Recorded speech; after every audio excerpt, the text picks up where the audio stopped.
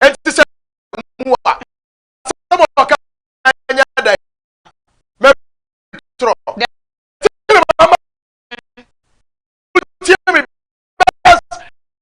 Eight to 7 was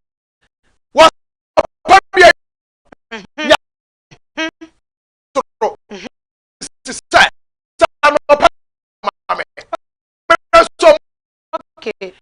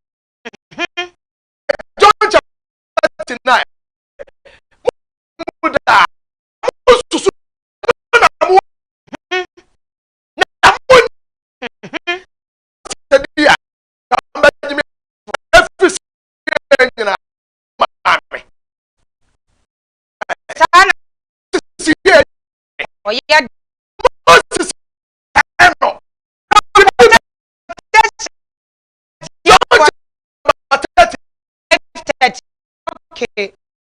Jump 5 verse. What if? Someone. Okay.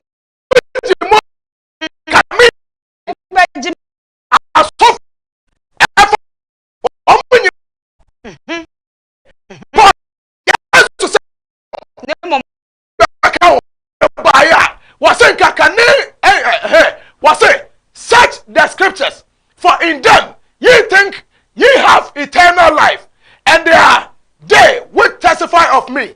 What you say? Mo can catch your semen da.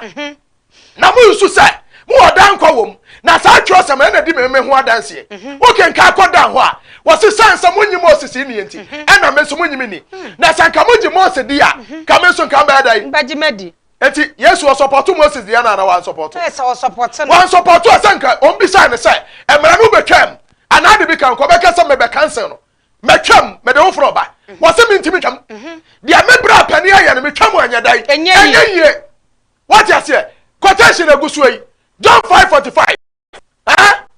Was it do not think that I will accuse you to the Father? There is one that accuseth you, even Moses, in whom ye trust. Was a woman mamu trimu da. Sami yesu me na me dimbe twamu agya nanim. What you say yesu dey go heaven? Yesu say nyame na me so nsa do go heaven. Na do adom go heaven no, akopi agya nanim no. Wo ho, wo ni Moses. Etu otu say yesu dey go heaven. Yesu wu owu ye me so man na ene obekena. Yesu say you are better me do go heaven. Why? Only Moses. Wo so kuta Bible. Wo say yesu dey go heaven. Hey. Wouldn't trust him. Papa na John the Baptist.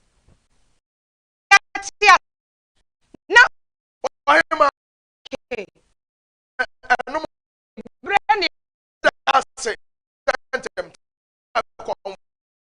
What?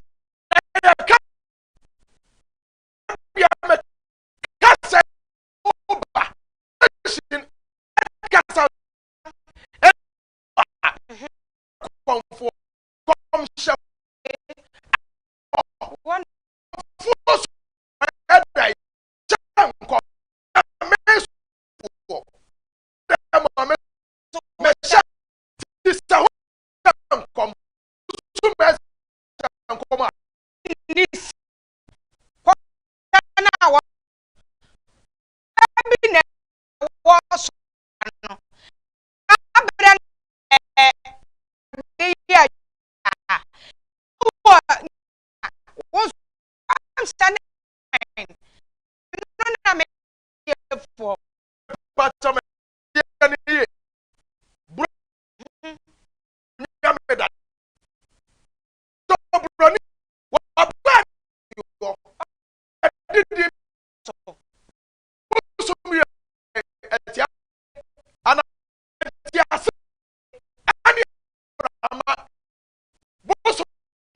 Okay.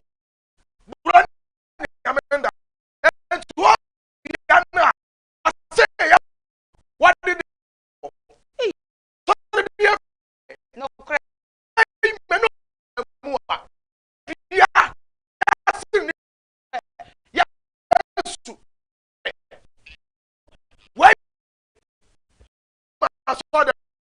For me, say me twa me ho ebe sisi a me ko abasisi a ditena se.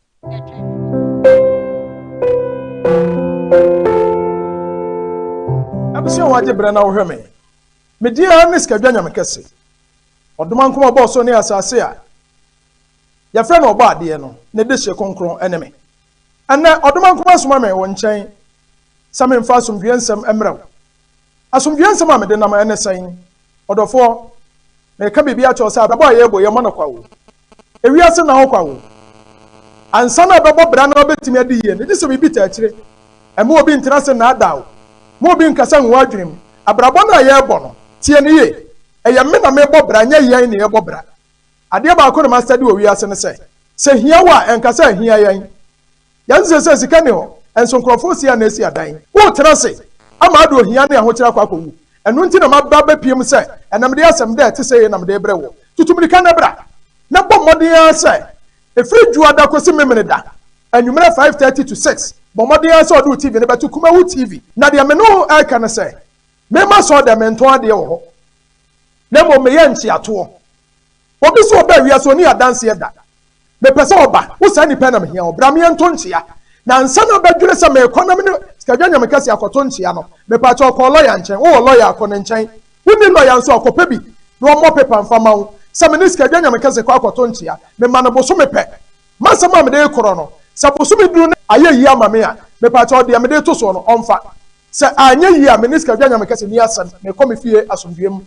asem eye tie asem bi ye ne fie odofo tutumni ka na bra me de me tumi won so se me ba ma ba bebo Baba edo ba dwuma die so me da ase efiri se kanea na ye de ye adwuma me da ase bebre pa papa mahwefo ne matiefo o mo se nsem a wo kan ye nyina bia ni wa o mo teye na topic no me say Tumi na John the Baptist odi ye adwuma no say tumi na edifo na wo mo bae specific edifo na ebae no tumi ben na no mo de ye adwuma na mo de nyame hom na de ye adwuma ana hom ben na mo de ye adwuma me da se konentem efama me okay onye ma me pa cho me da se abusu a wanteme nka me se edifo Bible mu nyina na o mu nyina ya akomfo na obi akom okay tumi o mo de ye adwuma nyina na ya akom tumi okay what you say me ka no kura bi a me say Moses ensuo ho na no oda the word Moses and I said dear friend Moses no as a change na say ensuo ba enti Moses no connection with the water spirits enti say ensuo yiri and I say ensuo be di bone na say Moses kasa e say ensuo to me na yadai wotie no okay and me do ba Numbers chapter 28 verse 1 to 7 and me chi onyame kura na Moses yes, I read to an man until what ye bia and for the Bible. Emia Numbers chapter 28, verse 1 to 7. That can kai. Okay. Afei ohima. Papa. My young queen name. Okay. Me pacho. What do you for me to say? Wait. Elijah. Okay. Elijah knew the Jordan na ye adwuma. Jordan. Me pacho Jordan suyi. Okay. Jordan River at the rim and answer the form. Papa eda asasi so. Eda asasi. Enti so adwuma. Jordan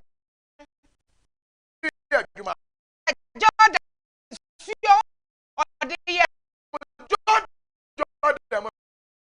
and papa me de me papa papa what you komo na nko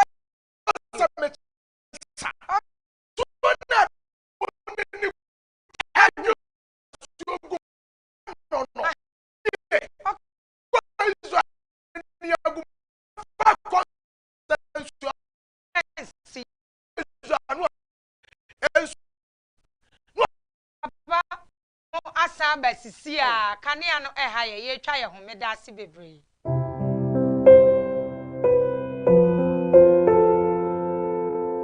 Abusua waje bra na wo hweme. Me dia ne